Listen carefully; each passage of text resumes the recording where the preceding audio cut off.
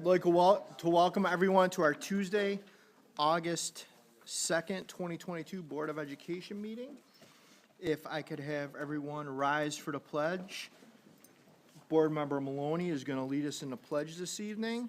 And if you can have, I'd like to have a moment of silence for the following people, please. Anthony Clicchio, the father of Assistant Superintendent Kathy Clicchio, who passed away last week. Paul Rund, a former employee of the Transportation Department. And Jacob West, the son of a former assistant principal, Jenny West from Odyssey. If you could keep the West, Clicchio, and Run families in your thoughts and prayers, that would be greatly appreciated. Mr. Maloney. I pledge allegiance to the flag of the United States of America and to the republic for which it stands, one nation, under God, indivisible, with liberty and justice for all.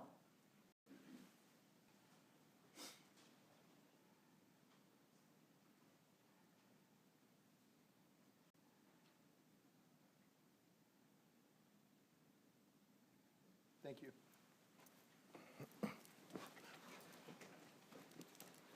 Could I somebody move the agenda to the table, please? Moved by Mrs. Farmer, seconded by Mr. Swicky. Any additions, corrections, additions, or deletions to the agenda? I have one. I'm going to add 8.04. It's a change order. With that, all those in favor of the agenda is amended? That passes 9-0. I'm now going to open up the Code of Conduct public hearing. I have 3 speakers signed up for the public hearing. Is there anybody else that wants to speak on the Code of Conduct public hearing that didn't get signed up if they haven't come in the last 30 seconds? All right, perfect. Shanti Parnell, I hope I pronounced that name correctly. Shanti, I'm sorry. If you could go to this microphone over here to the right. All speakers tonight will be using this microphone to my right, your left. Thank you.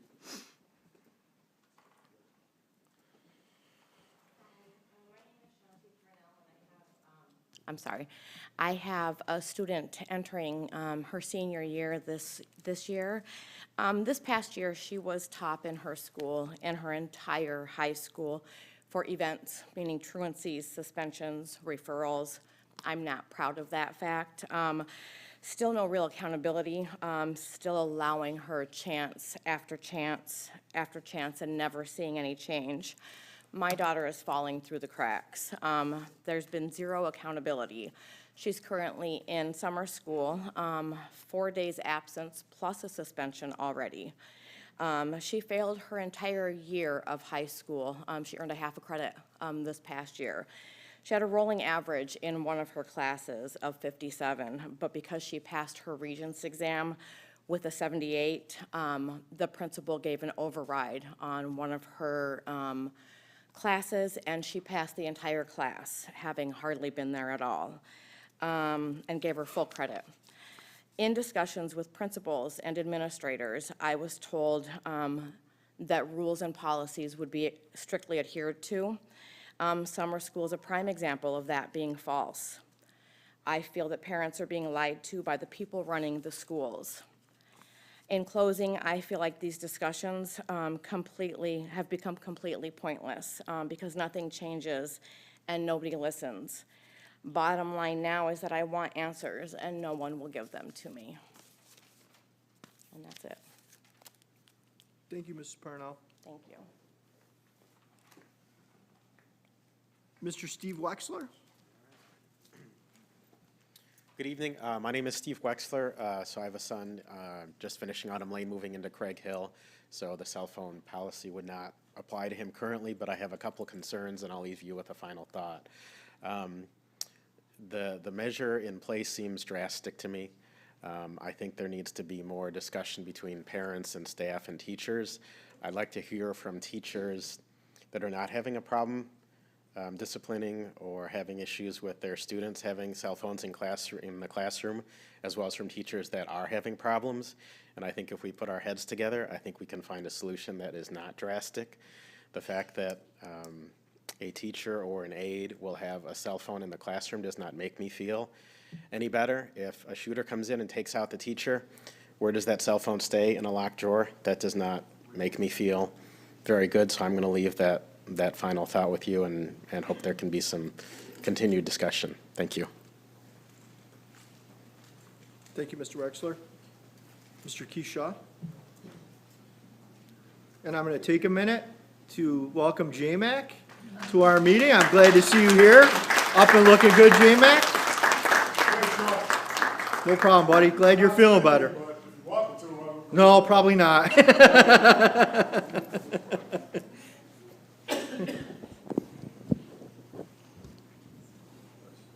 Hello, everybody. Thank you for giving me the opportunity, and I'm glad we're all here together. And I'm glad J-Mac's back and healthy. About 8%. 85.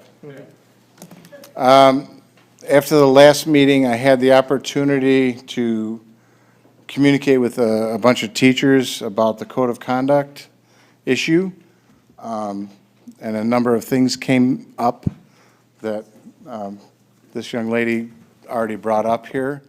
One of the biggest things, a good example, I have probably 20, 25 videos, Greece Olympia, Greece Odyssey, Greece Arcadia, where there were fights going on, and there were staff available to stop the fights who did nothing. Okay? So right now, I understand you're working on a plan to go and change things in the future. One of the biggest concerns of the teachers, are we going to be expected to deal with the situation going at hand until somebody from security comes forward? And I understand Mr. Chatterton has done a great job working forward, trying to develop a plan. But one of the biggest things that everybody keeps bringing up is these fights are going on. Nobody lays hands on the kids and stops what's going on. I don't understand how that can happen. I'm sure Shantae has the exact same situation. Okay, so I understand we have a plan, and we have all these happy, healthy words, and everybody keeps talking about all these people who are playing into what's going on, but none of them are the parents and the teachers that's what's going on. We have a small faction of teachers that are involved on the committee. Why aren't we at least sending out a survey, or at least trying to pull people in and say, who have seen all this stuff going on? I mean, I have videos going on in buses, in hallways, Greece Odyssey, Greece Olympia, Greece Arcadia. I don't necessarily have anything from Greece Athena, but nobody discussed this when we had the last meeting with the school board. Okay? I know teachers who are 70 and 80 pounds who don't want to have to break up a fight. Okay? That shouldn't be happening. And I understand security guards can't be everywhere all the time.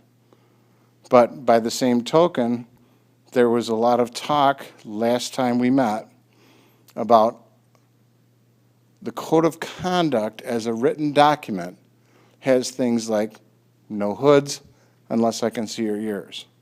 And now we're debating about it. The code of conduct is the code of conduct. It's a legal document. Let's stand up and enforce it. It doesn't matter what nationality, what gender you are. If you don't adhere to the code of conduct, then you deserve to be reprimanded. And if we're going to reprimand somebody, it has to be uniform. It doesn't matter. So let's do that. That's my take on it. And I understand we're still looking into it, but let's do something and let's adhere to a code of conduct. It doesn't matter one way or another. Stand up for it. Thank you, Mr. Shaw.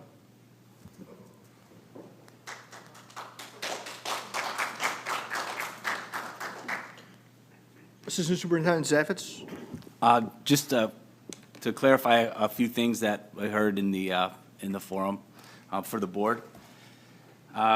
Just to be ultra clear, that no staff, especially untrained staff, has any expectation to get involved in a confrontation between students. There have been incidents where staff have gotten involved of their own choice, but that's by no means an expectation of the district, and it won't be. We do have trained staff, security staff, and TCI trained staff in some programs that will get involved and are trained to get involved, but that's not an expectation from the district. And just wanted to let you know too, that if there are ever hands-on incidents with students, that's always followed by a debrief with Director Chatterton, security team, and anybody that was involved in that incident. Just one other point of clarification for the board.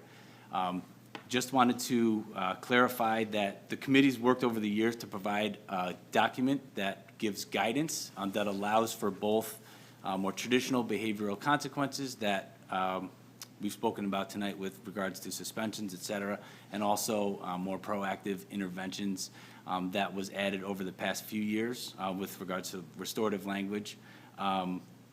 Although that language was added, our practice has largely remained over the past few years to utilize those more traditional consequences that are laid out also in the document as well. So just wanted to clarify that the implementation of the document has kind of remained as it was, but we have changed that language to provide a more proactive and reactive approach to allow for all of it. So thank you for your time. Thanks, Assistant Superintendent Zaffetz. And just for clarification, the board will be voting on the code of conduct at our next meeting in 2 weeks from this evening. With that, can I get a motion to adjourn the code of conduct hearing? Moved by Mrs. Farmer, seconded by Mr. Maloney. All those in favor? That passes 9-0. Moving on to the district-wide safety plan public hearing, I will now call that to order. I have no one signed up to speak on it, so with that, again, the board will be adopting, we'll have the presentation of the safety plan at our next board meeting in 2 weeks. So with that, can I get a motion to adjourn the public hearing on the district safety plan? Moved by Vice President Moore, second by Ms. Flores. All those in favor? That passes 9-0. Moving on to GTA comments. I don't believe I have anybody here from GTA. GASA, swinging a mess. AGSEP, swinging a mess. Gus and Teamsters. All right, moving into residents forum. Again, we're going to use this microphone. You're allotted 4 minutes. I'm going to cut you off hard at the 4-minute mark. I have my first speaker for residents forum this evening is Mrs. Phyllis Plantone. You're more than welcome to come up, Mrs. Plantone.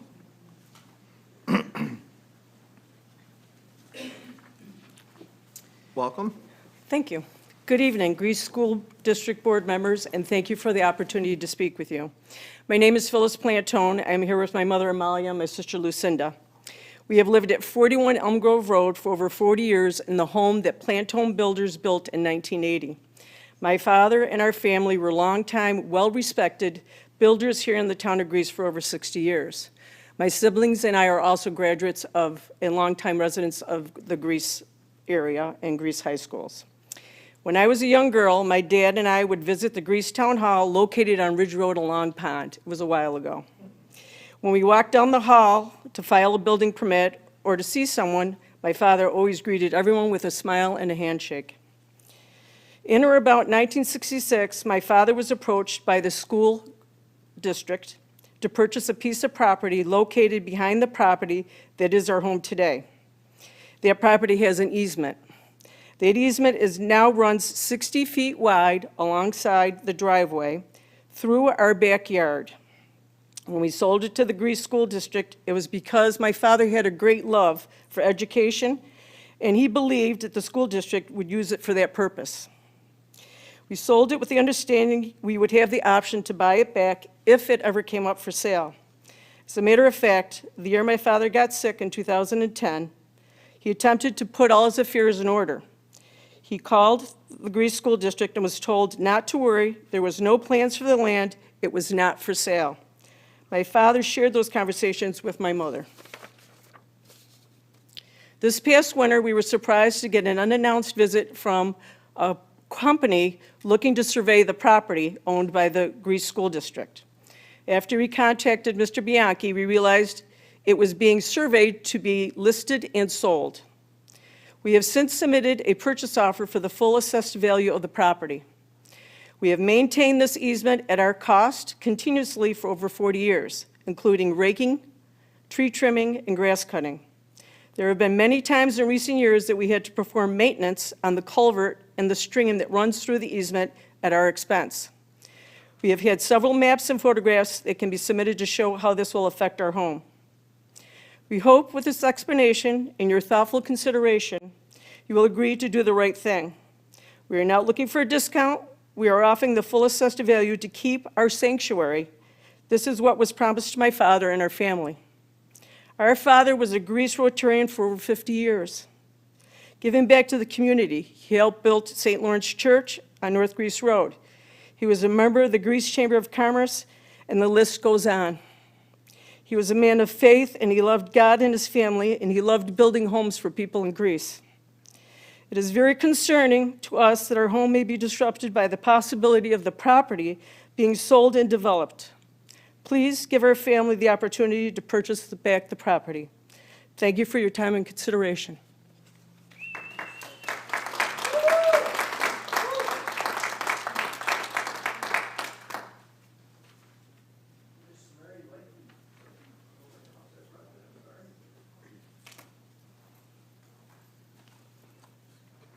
Good evening. I'm addressing the comprehensive sexuality education, which seeks to change society by changing sexual and gender norms. Gender as fluid and defined by each person's preferences and unrelated to biology. Sexual pleasure as a human right. This program was not developed by teachers, doctors, or scientists. It was developed by organizations with very specific and narrow interests. Foremost, Planned Parenthood, who will make millions of dollars managing the sexual needs of future generations. The program incorporates graphic and sexually explicit materials in lessons that courts have prohibited for children. When we saw a video, they had blurred out certain anatomical parts for us, for the adults, for the parents, not so for the children. In K through second grade, students are told that when they are born, their assigned sex is a guess made by the doctor and their parents, but it may not be right. Their body may be a boy, but their brain is a girl, boy, both, or neither.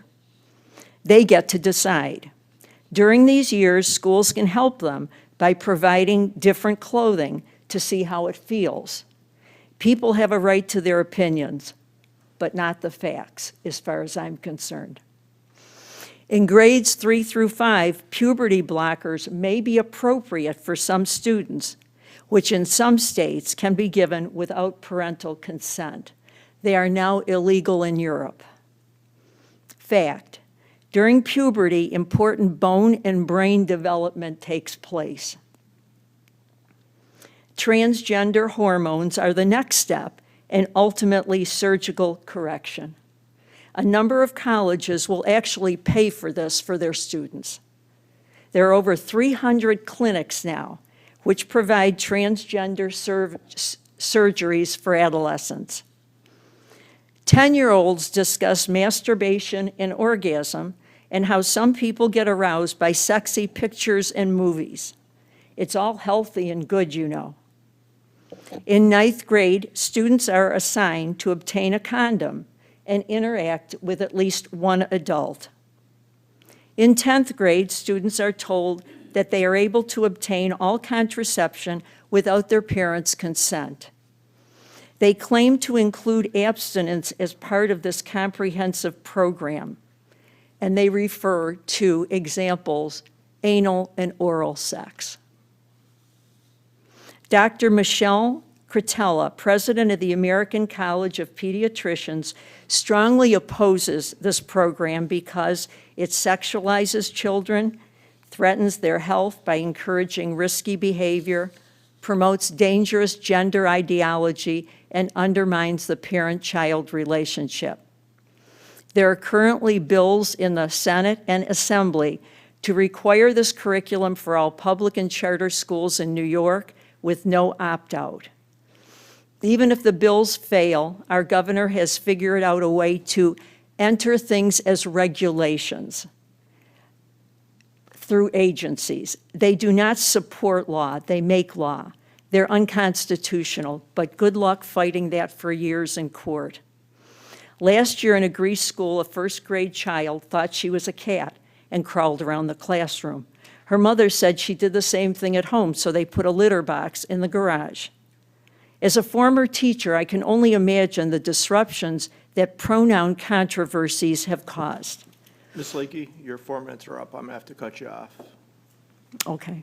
I Thank hope you. you will include this in your code of conduct, tweaking some of these behaviors. Thank you. Thank you, and I'm going to do something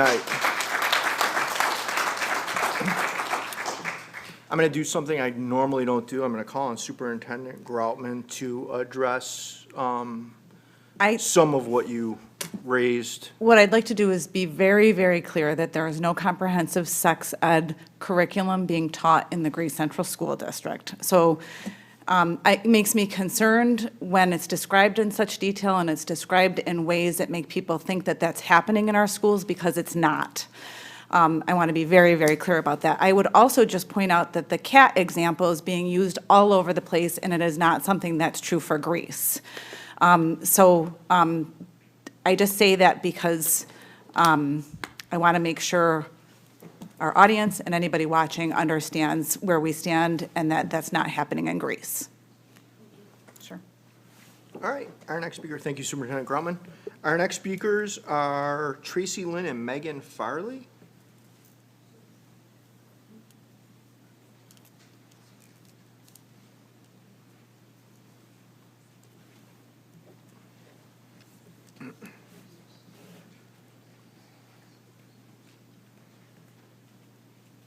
Welcome. Welcome. Thank you. Good evening. My name is Tracy Lynn Farley, and I am a parent of 3 children in the Greece School District. My daughter Megan is going to be a sophomore at Arcadia High School. My daughter Nora actually is back there and asked to come with us tonight. Will be a 6th grader at Arcadia Middle School, and I actually have a 3-year-old, but she will be going to English Village hopefully in 2 years. A big topic in our home since June has been the implementation of the new cell phone policy. While as a parent and a full-time somebody who works, I do see the distractions of cell phones in schools, at home, in the workplace. I recognize that. I recognize that it needs to be addressed somehow. I talk with my children a lot about it.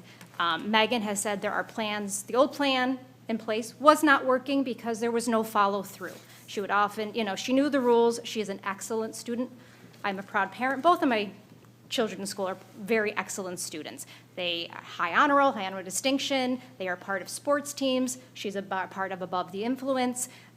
They're great students. They follow rules. Other kids don't, but what she comes home saying is nobody follows through on consequences.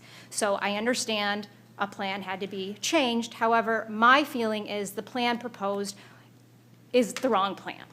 It was a quick decision. I was not even made aware of it as a parent until the night of that board meeting. I had heard other parents say, we got a survey. I never got a survey. I went through all my emails. I got nothing. I didn't get anything until this most recent one. And yes, I laid all my questions and concerns out. I actually shared it with her. She laid all hers out.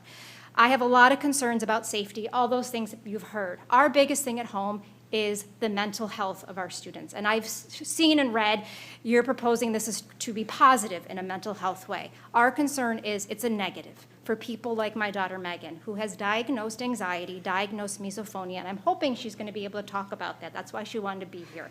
She has a 504 accommodation plan for these medical diagnoses, and part of her plan is the use of her cell phone in school as a tool to help support her so she can focus on her academics. She is allowed to have an earbud and listen to music should she have an anxiety attack. She's hopefully going to give you some examples, if not I will do it for you, of when she has had to use her phone to get her through the day so she can focus on her academics and be the good student she is.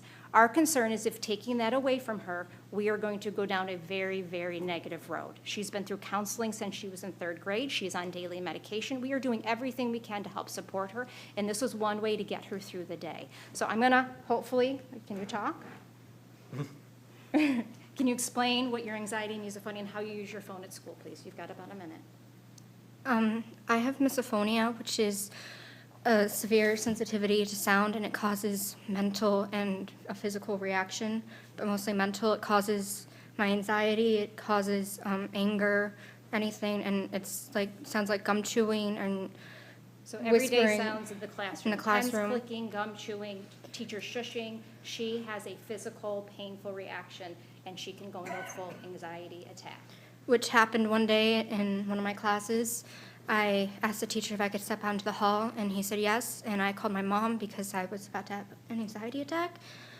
And my concern is if we had to walk. If she had, her concern is if she did not have her phone and in that moment get the teacher's permission to call me to help calm her down, she'd had to go to counseling office, go somewhere to get the phone unlocked. You can see how upset she is just doing this. She would not be able to do that. She would be on the floor sobbing. She would not have that ability. She's used it for other things, but that's the main concern. So I know our time's up. Our consideration is, can you please think about the negative aspect as well as what you think the positive is? Because we are going to struggle these first 3 months of school without that access. Thank you. Thank you.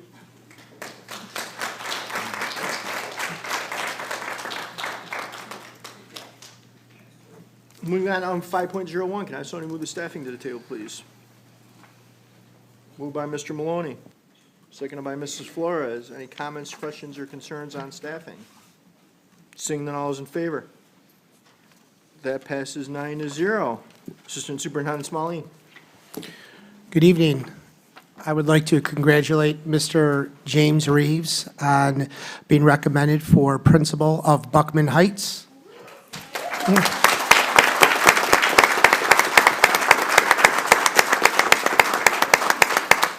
James attended Niagara University on a full basketball athletic scholarship where he earned a bachelor's degree in social science.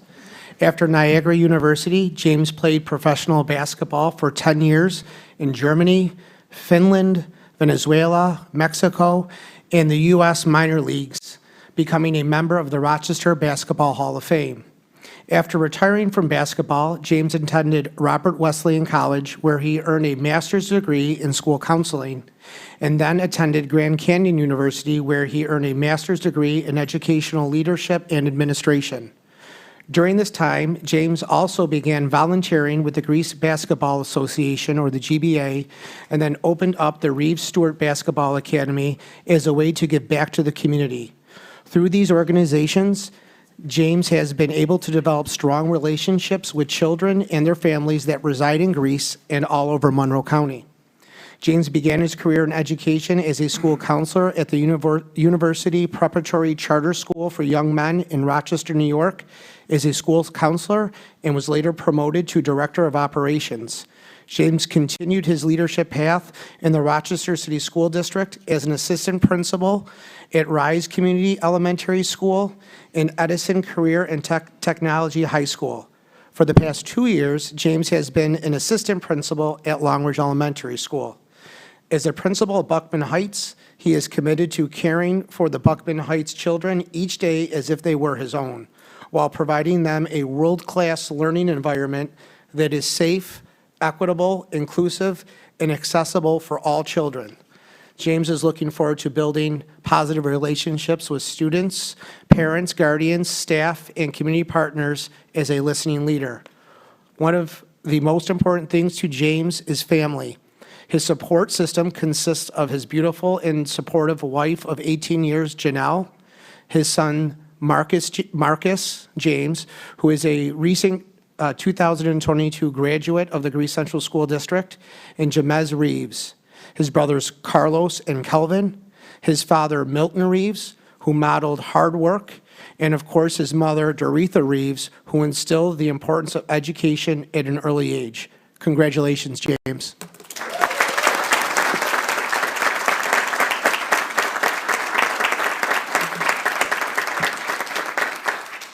I knew I liked you, James, being a Purple Eagle and all, so that's awesome. About a decade before you, but I'm going to have you come up and take a picture with Superintendent Groutman and Assistant Superintendent Payne. And then, since you have such a large fan crew here this evening, which you must have made an impression because you have so many Buckman staff here in the summer, I'm going to have them come up and take a picture with you as well.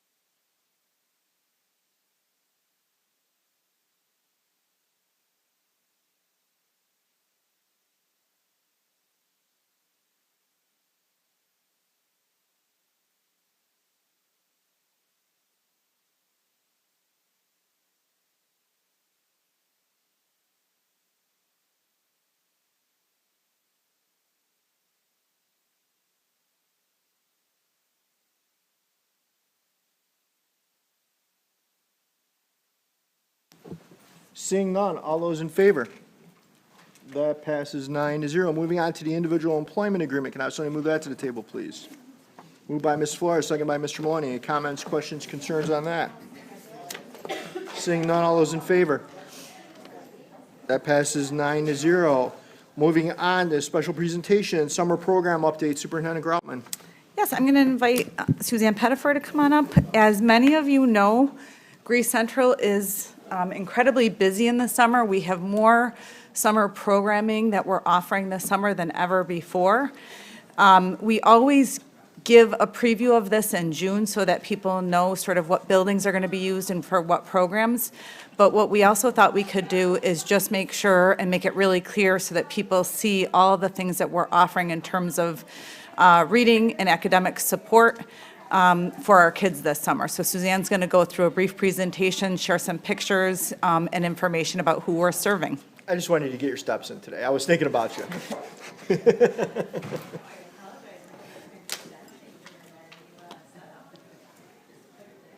Is her thing on? Is her microphone on? Rookie mistake, come on. I'm used to everything being so automatized for me. Sorry about that. So like Kathy said, I'm just going to go through and talk to you a little bit about all the exciting things that we have going on in Greece this summer. It really has been quite a bit overwhelming, I'll say, from my perspective. Usually, we have a few summer programs going on, but we have had surveys and conversations with parents around, like, what are the needs and what are some things that we would like to provide for our students that maybe we haven't been able to provide in the past. So we're excited tonight to be able to share with you what some of those new offerings are. So one of them, we have our K-2 summer reading program, which has been traditionally available to students in the summertime. Our K-8 iReady summer program, which we started during COVID, continued this year as well. And our 3-5 STEM program, which was run by BOCES, has moved to being located in our district this year. We have our ENL summer sessions as well as our extended school year that have traditionally gone on. We have Kids Care back, which is really exciting for our families who need more childcare for their students during the summer. We have additional fun camps that are so exciting to see going on, along with our 6-8 middle school specific offerings and our high school programs. So let me just take you through some of these so that you can hear a little bit about each one. This summer, we used our ARP funds to provide a lot of these programs, and we used them so that they could be free to our community, which we're really excited to be able to offer. And we also had families provide input onto what they wanted for their programs, as well as sign their students up. So in the past, what we've really done is kind of done these on a, well, we feel like these kids could really benefit from some summer program, and we've kind of picked the students. And this year, we allowed students and families to kind of self-select and say, hey, this is something I'd really like to be a part of. And as many kids as we could, we were able to register into our programs. So it's been really exciting for us to have this. So as far as our K-2 summer reading program, we have about 125 students who are a part of the program. We have a theme this year around superheroes. It was very exciting for the kids last year to have a theme around superheroes, so we thought we would continue that this year.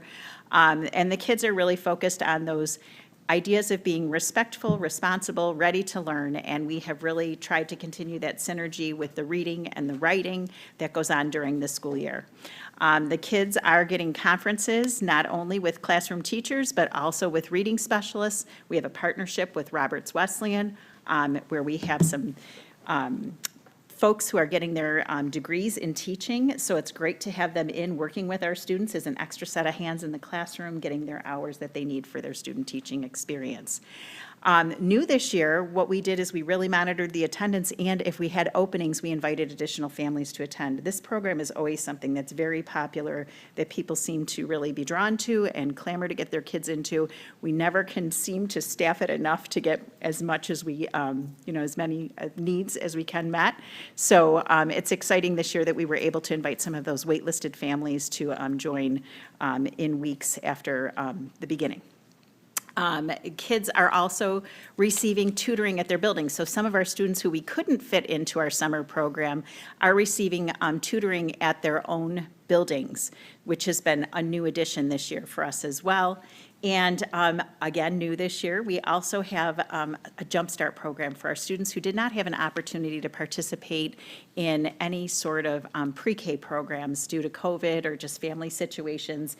We do kindergarten screenings as a district, and we invited 33 families that we knew did not have that opportunity to participate and just have their kids come in and just learn what a building's like, see what it's like to eat breakfast and lunch, and kind of get some experience with just playing with other students and just being in the environment. So it's been really exciting to have this opportunity for our students. As far as our iReady virtual learning program, this is one where folks can sign up their students anywhere from students in kindergarten through grade 8. And students basically were invited this summer newly to come pick up Chromebooks. So we had one-to-one devices that kids already had in their hands previously when we did this, but because we're collecting and we're trying to update our Chromebooks over this summer, we collected everything and then we redistributed Chromebooks, which gave us an opportunity to meet with the parents face-to-face. So that was really nice to be able to have the parents come in, meet the teachers that would be connecting with their students virtually, and be able to sign up for appointments that worked for their family. What happens is students complete online lessons and they get feedback with the tutors that are assigned to them, and they can receive virtual conferences if that's something that they desire. And the nice part about this, it's really flexible. So if you're going on vacation, you can take your Chromebook with you, your kids can still interact, you can still virtual in for your sessions. Or if you choose not to that week, that's okay too. So it's a more flexible program for families. Our English as a New Language summer program is located with our K-2 program. We have found that to be a successful way to kind of get busing and everything, all transportation and food for students. And so we have them all participating at the same building, and this year it's at our Brookside campus. We have 71 students participating, and these are grades K through 12, which gives us a great opportunity to have our older students help our younger students learn language. They're working on vocabulary. They're also partnering with Brockport and Nazareth colleges with teachers. We are all trying really hard to help teachers get all those hours that they need, because we know that we have teachers that we need in our district. So when we build these partnerships and show them what it's like to teach in Greece, a lot of times our teachers will want to come and participate back in full-time with us after they graduate. There's buddy reading sessions, and then there's also some field trips that they have for our students in our ENL program, just to give them experiences out in the community that maybe they haven't had an opportunity to participate in yet. Our 3-5 STEM Camp is a partnership with BOCES. So we have other districts that participate with us. This one is located at our Lakeshore campus this year. And students engage in hands-on science activities. It's really more around STEM and coming and having fun. And then the teachers sneak in a little bit of reading and math on the side there as well. And it's very exciting to be in this camp. It's very hands-on and messy, and kids just are smiling all the time. They really enjoy being at this camp for our 3-5 students. Our extended school year students are selected by and through our CSE process, and you can see how they're funded here. And the goal of this program is really to help students maintain the skills that they've gained over the school year and prevent regression.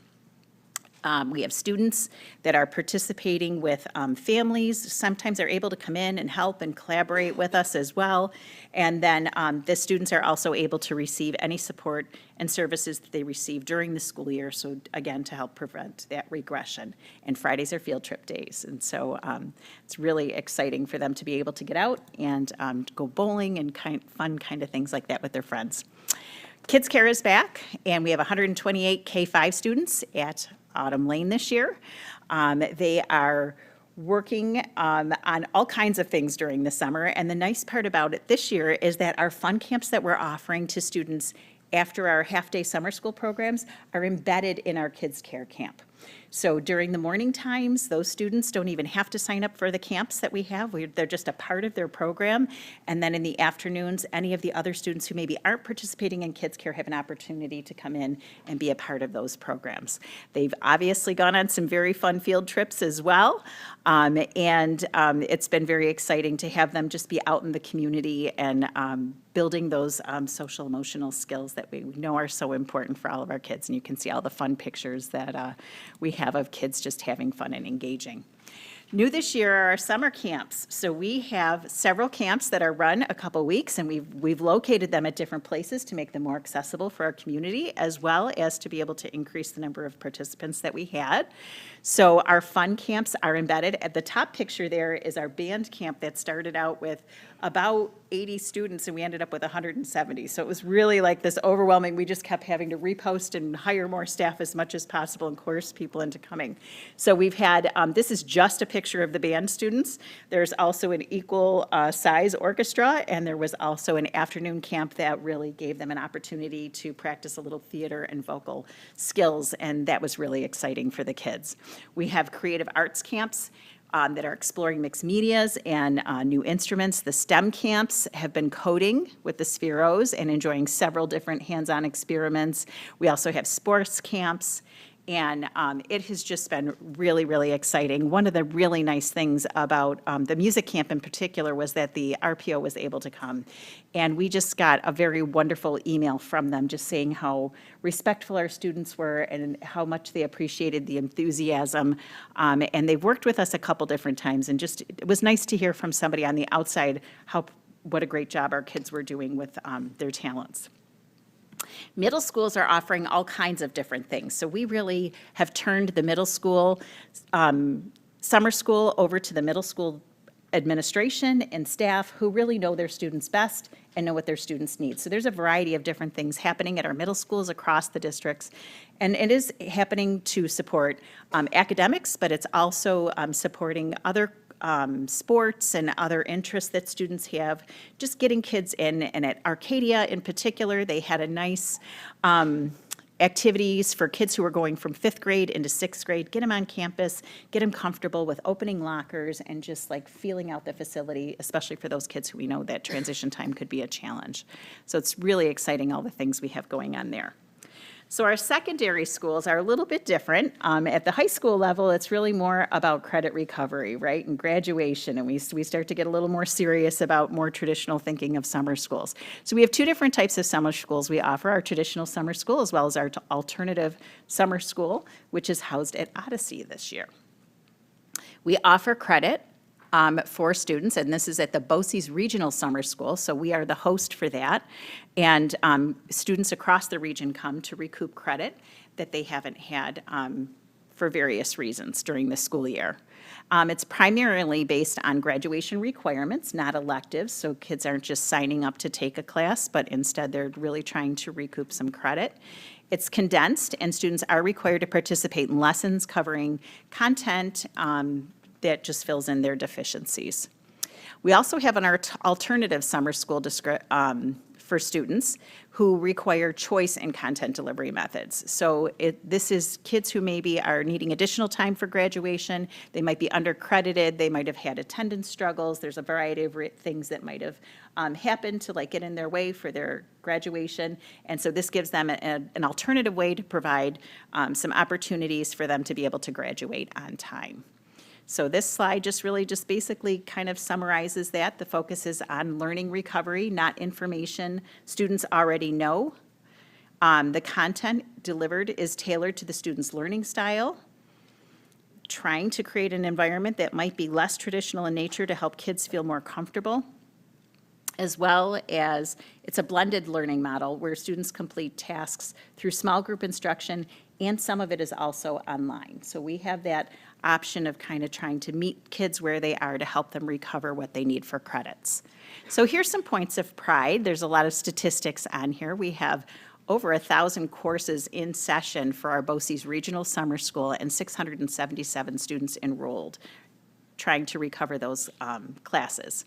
148 kids are there just to retake exams. So we have students who register, they just need a couple refreshers, and then they try to take that exam a second time to pass. And this year we have an increase in our number of our classified students participating in our BOCES Regional Summer School. Our alternative summer school numbers are right there as well. And the exciting thing is we also held a world languages recovery program, and we had 21 world language students earn their level 1 language course credit towards their New York State diploma requirements. So we were able to get 21 of our students who just were struggling with that, maybe just a few credits or a few assignments, and then retaking exams to be able to get that credit. So really exciting things happening. We're still midway, so we still have, it's just August, it's just the beginning of August, so we still have a few more months or weeks to go for our summer programs. But so far, it's been really exciting to have our students participating, and it's such a great buzz out there when you're out in the schools. Thanks, Suzanne. Yeah. Vice President Millar? Thank you, Suzanne. I have to thank Romeo and his team for creative funding to be able to add so many things that it's fabulous. I had the opportunity to do sports camp with my granddaughter. What a nice way to try softball. She didn't know anything about it. So 5 days, learned how to pitch, and it was a great opportunity for her and to be with some of her friends. Especially happy with the English as a new language program. Because just imagine being in a country where you don't know the language and then having 2 months without having any practice. So I'm very pleased that you have that program. Any other questions or comments? Dr. Trawick? Let's see. All right, great. So in my years on the board, I'm excited to hear that how our camps are evolving, that we're able to have more offerings, and I'm encouraged about that. I'm always seen as the one, you always have such positive things to say, but trust me, if there was something that I needed to say, I'd say it. And there's something I need to say. I would like us to consider, as far as our camp offerings, moving forward, something for our incoming seniors. So I have 5 boys, one my natural child, but then I have 4 boys that I've adopted. And they're going to be seniors this upcoming school year. All summer, I have struggled with them with SAT prep, college essay writing.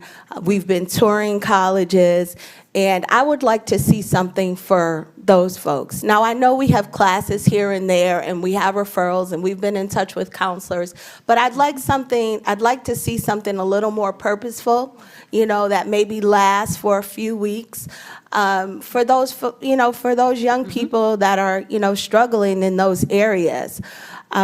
Because they're not alone, they just got their SAT scores back, and You know, in college essay writing, they were exposed during the school year, but never actually wrote an essay. I was surprised at that.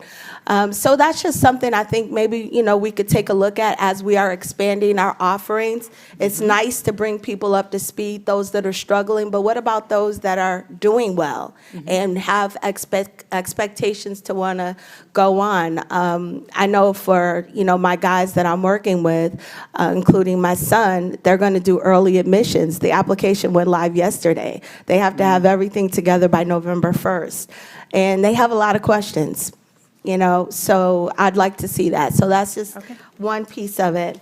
And then the second is a little more, I guess, upbeat, and that is, I don't know if people are aware of this, but a lot of children in our community attend camps through the YMCA.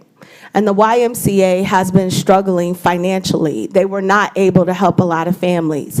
And so in conversations with them, what I learned is because we were able to offer, the school district offered, you know, expanded its opportunities, some of those kids that would have lost out because the Y didn't have scholarships were able to take advantage of what we offered in our district. And to me, I think that that deserves kudos. That is the district meeting a community need. We may not be meeting all the needs, but that just really filled my heart. You know, I remember as a kid going to camp. If I didn't have camp, I don't know what I would have done. So to know that, you know, there were some alternatives there for some of those kids was great. And even my daughter, some of her friends didn't show up for camp because they were going to district camp. And I'm like, so you could have had free camp instead of me spending my money for you to go. But that's okay. It's okay because she misses her friends now. But just to let you know, we are, you know, doing some things that are, you know, good, and the camp did fill a gap for our community. So kudos. Thank you. Thanks, Dr. Fielk. Any other questions or comments? Mr. Swicky. Suzanne, just one question on participation and really more just year-over-year trends, right? I know we've had examples of learning loss, and we've talked about that, right? What's that look like? What are you seeing? I know you're halfway through, so we don't know how many credits we'll recover at the end, but what's just general participation look like year over year? So we have more students enrolled than we have in the past. And we have tried to include as many as possible. So I don't, like, it is midway, so I can't really tell you, like, credits for sure recovered. The only program that did completely complete is the world languages one, which is how I knew the 21 students were able to recover that credit. But the rest of it is still in session. So we don't give up on kids. So if they're not showing up, you know, we're like on the phone every day, like, hi, how are you? Coming today? How about tomorrow? How about tomorrow? So we really do try to encourage. And if a parent does decide, like, you know what, this just isn't working out for me, then we do really try to get the next student in if there is a waiting list for the program. So we have really worked hard to be as inclusive as possible to try to include as many students as possible at all the levels, K through 12. So it's exciting. That's great. Yeah. Mr. Bonigorio. Suzanne, one of the issues that we know, as not just Greece, but all over our country, we're having an issue with families that are breaking down. I'm wondering if, with the concept of the summer camps, if we're looking at any opportunities, or maybe we use them, where older students may have opportunities to invest in younger students? Yes, so we have tried to do that. During COVID, we kind of got away from, we had National Honor Society kids in the past participating, but during COVID, we kind of walked away from that a little bit. Our ENL program is a program that really does work to do that, and we were talking this year, again, with all these camps and things that we've had going around having students next year participate and support things like the band camp. So we have in our feedback from the staff that worked, it's always great to have an extra set of hands, and it's also a way for our older students to get National Honor Society credit. So we did do that in the past. We haven't done it since COVID, but next year we're hoping for like a more normal situation where we would have our students. We actually had more than just our National Honor Society students. We had kids who were sports kids. We had kids who just wanted to be doing something during the summer who would volunteer. And so we had connections with the high schools, and they would come and volunteer and help the younger students with a lot of different things in the K-2 reading program in particular. Thank you. I was. Well, I was going to see if there was more questions. I wanted to just point out, because that actually is consistent with Hattie's research around impact. And I know it's a great point for our summer camps, but it's also a really important point in terms of structures that we create in schools during the regular school year around older kids working with younger kids in tutoring and in different ways. So I think it's a really important point to consider. This year, I think it's just interesting because we added so much, so the management and work that's gone into that, I don't think that was even on our radar at this point, but Nope. certainly a way to improve for sure. It Thank you was- for the work with that. Yeah, was a lot, for sure. Any other questions or comments? Mr. Bongorio? So just a question, Mr. President, clarification before I ask the question. Actually, Kathy, maybe. Can I raise a question from your letter? Is this an acceptable form regarding the summer? Yeah. Yeah. Okay. Wasn't sure how. Rookie issues, so. Okay. So Ms. Groutman shared some information regarding the K through 2 program, and especially what I just heard a moment ago about students not having opportunities to write college essays.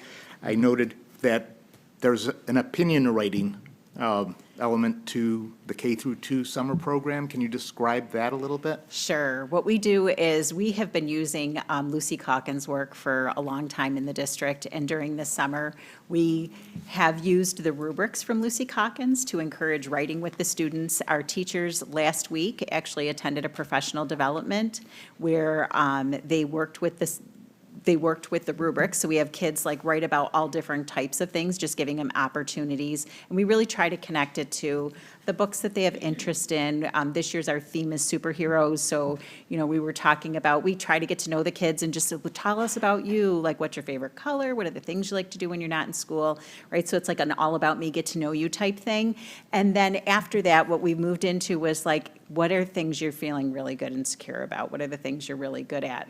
And then we talk about heroes and who might be heroes, in your life or in your community. And so we try to have a lot of our connections with the police department or the fire department. They come in, they read stories with the kids, and we talk about them being our community heroes who help us, if should anything go wrong. So that the writing is really tied to like that, and kids having their opinion and backing up why they think someone's a hero. That was the one example I can give you. But it really, the writing that we start with when they're little is kind of like making a claim and then having evidence to back that up. And when you're little, it's kind of like more your opinion, right? They're not able to do a lot of the research maybe that we would like them to get into when they're older. But we're finding ways to work that into the curriculum during the school year as well. Great, thank you. You're welcome. Any other questions or comments? I'm just gonna make one comment. I'm just gonna echo kind of what Dr. Treywick said in regards to, we filled such a void, whether it's with the Y, whether it's with church camps, whether it's with town parks and rec, that there were so few opportunities presented the last few years, and we've kind of stepped in and filled that void to help the community, which I find truly amazing. It's great to see so much participation. I want to say there were, the number of kids participating, like just in the sports camps that Vice President Malor, it's awesome. The number of kids that are getting out there and doing things and seeing kids on the fields and doing things. It's just awesome to see. So I'm very proud of that program, and I just want to thank you. Oh, thank you. Thank you.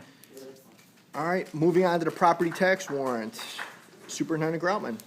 They were going to balance all that fun with Romeo. Mr. Clilly's going to come up and talk to us about the tax warrant, so, sorry, Romeo. No problem, thank you. Good evening, everyone. So tonight, we're going to put the final step on closing up the 22-23 budget with the execution of the tax warrant that we are asking the board to approve for this evening. But in doing so, we wanted to just share some information for the board and for everyone else that is listening.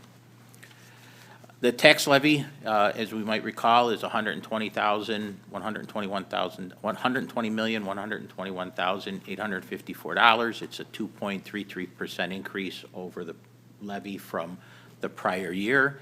And it does fully comply with the property tax cap calculation. It puts us right at the maximum allowable levy that we can go to without asking for a resident override of the 50% plus one vote.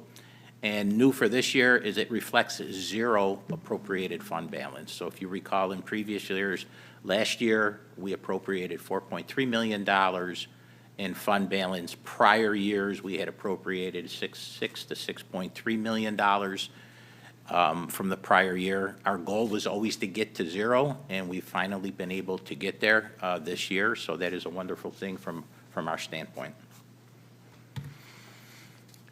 Tax levy components, you'll see bolded there, it's $120.1 million. $102.5 million will be collected by the Town of Greece Assessor's Office, and approximately $17.6 million will be received by the district from New York State in the form of a STAR reimbursement.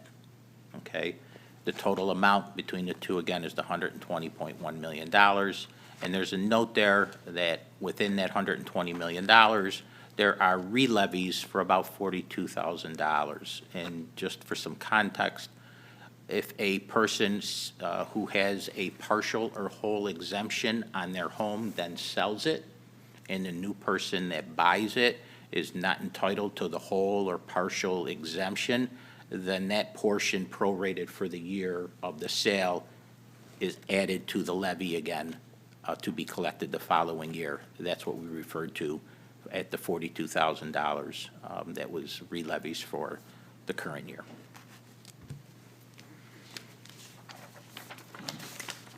The warrant, the rates for 2021, during the budget process, we had stated that the the tax rate was $24.49. At the time we put the budget together, we estimated the tax rate per thousand to be $24.83. And what you have on the warrant is an actual tax rate of $24.84 per thousand of assessed values. It's a 1 cent change from what we estimated back in March, but it just increases the rate from 1.37 to 1.40%.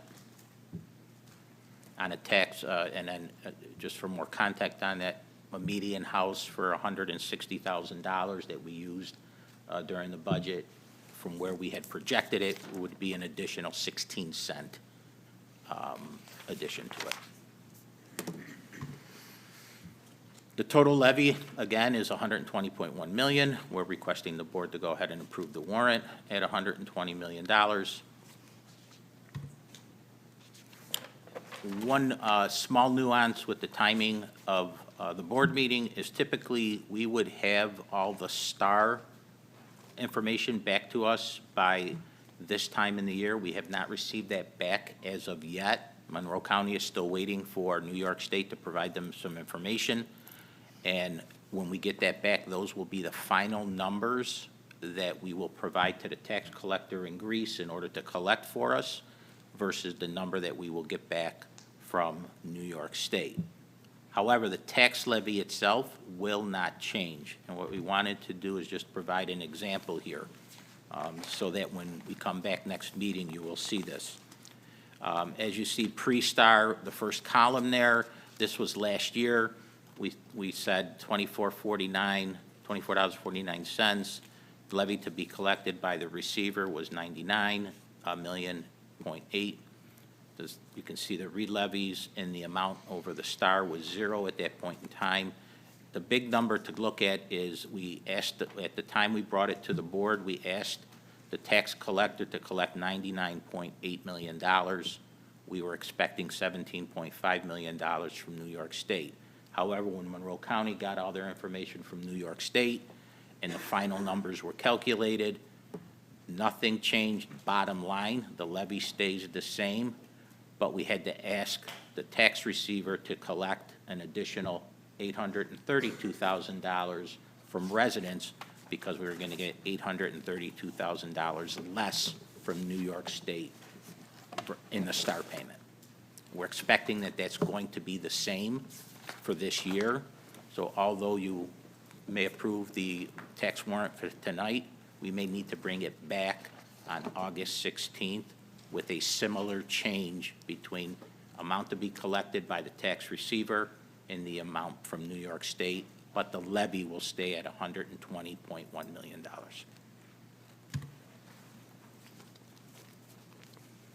Questions? Thank you, Mr. Clelly. Thank you. Moving on to 8.01, can I have somebody move the resolution in regards to the 2022-2023 tax levy, please? Moved by Vice President Malor, second by Mr. Swick. Any comments, questions, or concerns? Seeing none, all is in favor. That passes 9-0. 8.02, non-district transportation request. Can I have somebody move that to the table, please? Moved by Ms. Flores, second by Ms. Ferrara. Any comments, questions, concerns on that? Seeing none, all is in favor. That passes 9-0. Moving on to 8.03, the tax certiorari approval. Can I have somebody move that to the table, please? Moved by Ms. Flores, seconded by Ms. Farmer. Any comments, questions, concerns on that? Seeing none, all is in favor. That passes 9-0. 8.04, can I have somebody move the change order to the table, please?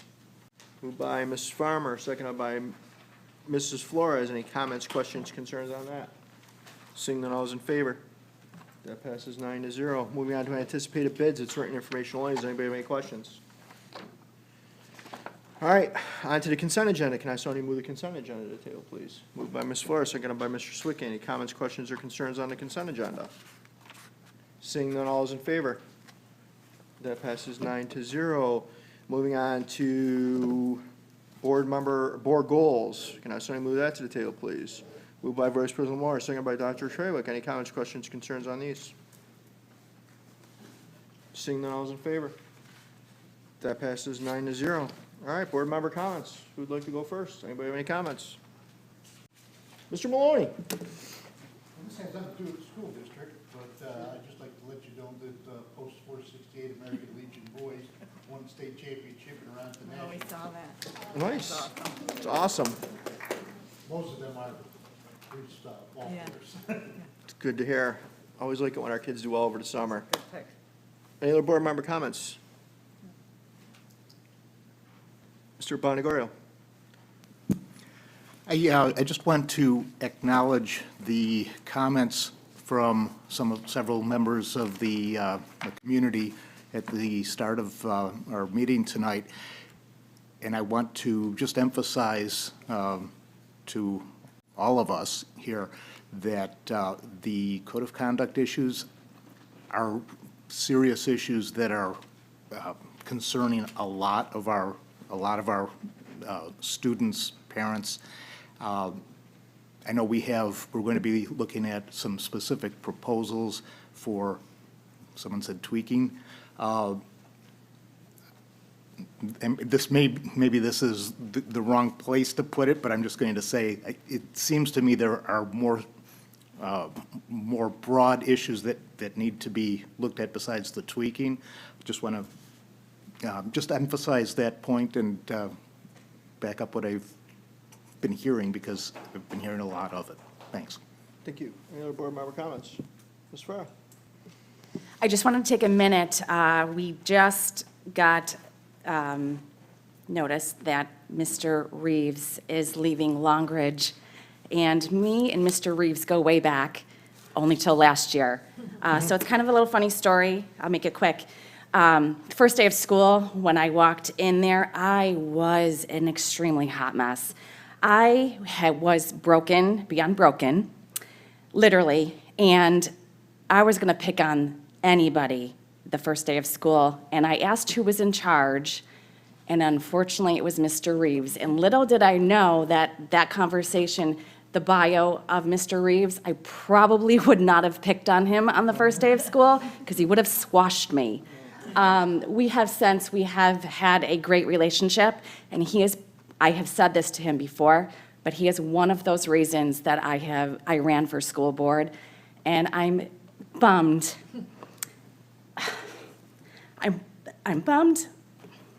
He's leaving Longridge, but I'm thrilled that he is at least going to Bachman Heights, and I'm going to see him there. And I'll give him off on the first day of school, but I will see him. So, thank you, everyone. Thank you. Another board member, Dr. Trewick? So I just have two comments.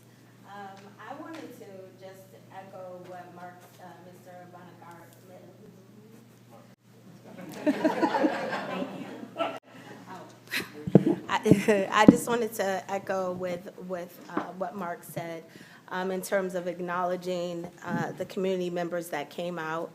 I know it's not easy, especially, you know, our young person that came out. My heart I just wanted to go over and just hug her. And, you know, my daughter suffers from anxiety as well, so that touched my heart a lot. But what I wanted to say is, you know, I think, and I'll speak for myself, but I feel like it probably goes for the other board members as well.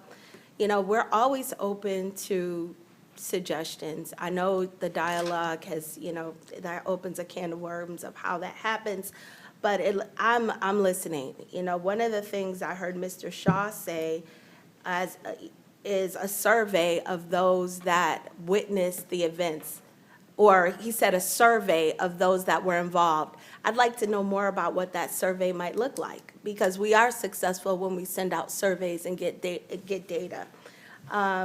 For the first parent who spoke up, Shanti, she talked about, you know, no accountability. And it's interesting because in my day job, in my day life, I sit on a committee where we're looking at combating violence in the community.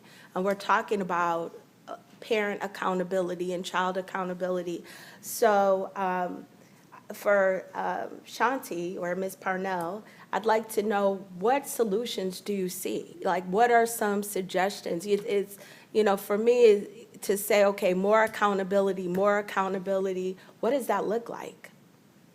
I don't know if this is a this protocol. isn't the I will place. talk, I'm happy to talk afterwards. You know, I'm sure any of us are. But I just wanted to acknowledge that is a big conversation, even beyond this table here. We're having that in the community, it's happening all over. And I know that we all want to do right by children, and make sure that they all succeed in whatever ways we can. So, and thank you all for speaking, you know, to come in the residence forum and, you know, speaking your truth and letting it be heard. We do acknowledge that. And then the last thing I wanted to say, which is just turning the corner, is about sports. So we had a big meeting yesterday at Greece Athena to talk about folks who are going to be starting in sports. And if we have any sports parents in here, sports are expensive. And so one of the things that I'm putting out there is I think we need, and maybe we have it already, and you could tell me if we do, but what about a sports locker? So we have a clothing closet, you know, and if, you know, children need help with, you know, clothing or food or whatever, we help them. But cleats are expensive, shin guards are expensive, you know, and I was just thinking that as I saw those parents in that auditorium, I was just thinking like, wow, I know someone in here has cleats that are my daughter's size. But I just mean in general. We decided to do one last year for concerts. We now have a clothing closet for concerts because all kids have to wear black and white. And every time it was time to wear black and white for a concert in my household, we ended up at Burlington, you know, because my daughter or my son couldn't fit anything. But now we have a place where you can donate things and kids can get stuff. So I'm just throwing that out there, a sports closet, cleats, 9.5, shin guards. So that's it. Thank you. Any other board member comments? All right, I just have a couple things. One of the comments that was made earlier about the cell phone policy, I said it last month and I'm going to say it again tonight, that worked perfectly from a school system standpoint. A problem was developed, a committee was put together of all the stakeholders in this district, and they made a recommendation at the end of the day after doing hours and hours of research, meeting, talking, discussing, brought a presentation to the superintendent, who then in turn brought it to the Board of Education for adoption. So that, to say it was a quick decision or a quick anything, it wasn't a quick decision. That's not how it worked in any way, shape, or form, so I want to dispel that. It's been really good to see so many amazing things going on this week at our Leadership Academy, run by Cabinet and others. There's some just amazing things I've seen out on Twitter and Facebook and other places out there. So I want to commend everyone for working so hard and doing so many incredible things during the summer.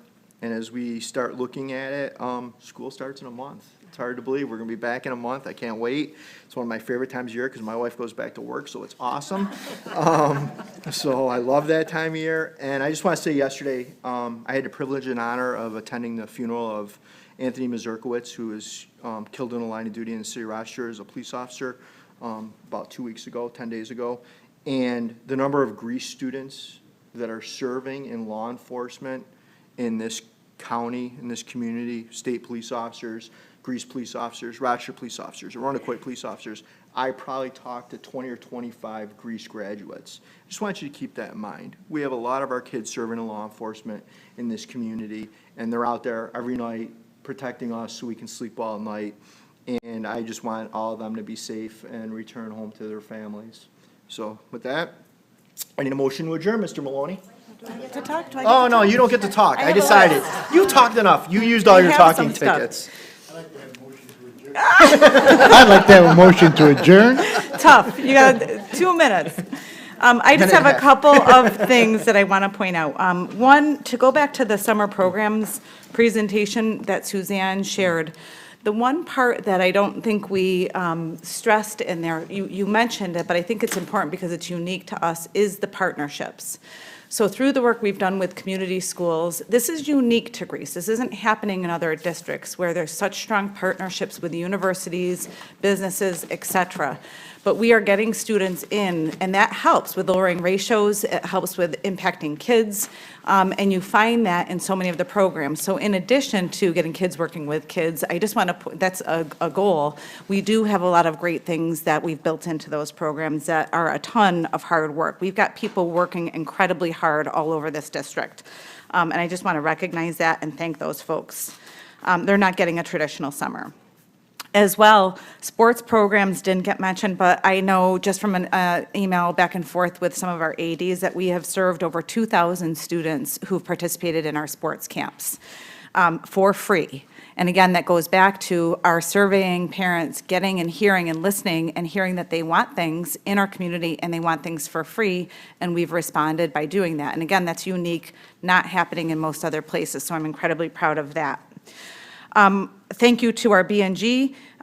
We have had over 100 people in this room learning intensely for this week, and our BNG department, led by Kirk Keller, couldn't be more accommodating in terms of setting up tables, helping us with every need, helping us with serving food. I mean, the list goes on, but it has really impacted their week. And in particular, at a time when in the summer, they're trying to get everything done to open school. So I'm sensitive to that, and I just want to make sure that we give a shout out and recognize the work of that whole department. I would add to the point, so I appreciated the comments. I appreciate the comments about the code of conduct. And I do look forward to next week because I know we have a few slides to help clarify. I think the idea of accountability is one that is interesting because parents, teachers, staff, board members, everybody has kind of their own definition of accountability.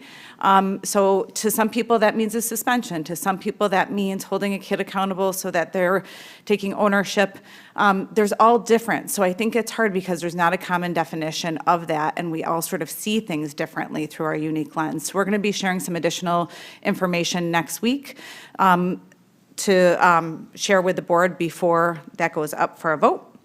And then my last comment is about Leadership Academy. So we are, I think, do an incredible job of really learning and growing and being humble around the work.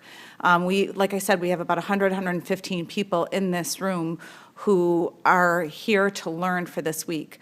Dr. Zafitz, I will give him a shout out, starts the work with a team of about 20 people that start that planning back in January.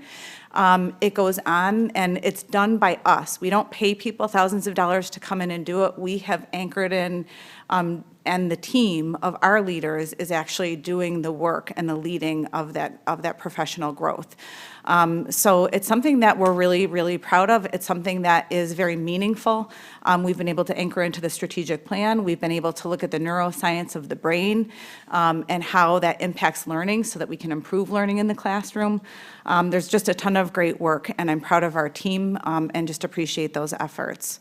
So with that, we're still looking forward. We go through to the end of the week and look forward to incorporating that work into our year. So thank you to them. Have a good night. Just for clarification, that was over 2 minutes. Sorry. Mr. Maloney? I'd like to make a motion to adjourn. Mrs. Farmer, all those in favor? That passes 9-0. Thank you, everyone. See you in 2 weeks.